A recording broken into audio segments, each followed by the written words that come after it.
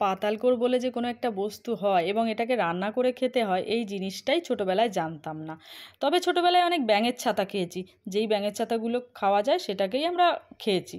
তো বড় হয়ে জানতে পারলাম সেই ব্যাঙের ছাতাটাকেই নাকি বলে মাশরুম।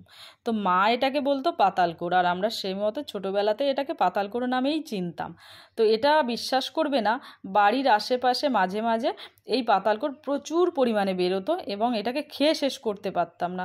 মা কী করতো, সেটাকে ভালো করে তুলে পরিষ্কার পরিচ্ছন্ন করে ধুয়ে রান্না করতো, আর তখন বিশ্বাস করে এটা একদমই ভালো লাগতো না, একটা অপছন্দের জিনিস ছিল। আর এখন কিনে খেতে হচ্ছে, আর কিনে খেতে হচ্ছে বলেই হয়তো এতটা ভালো লাগছে। মাঝে মাঝেই বাড়িতে মাশরুম রান্না হয়, আর আজকে ভাবলাম তোমাদের সেই মাশরুমের রান্না করার ভিডিওটাই তোমাদের রেসিপিটাই তোমাদের দেখাবো।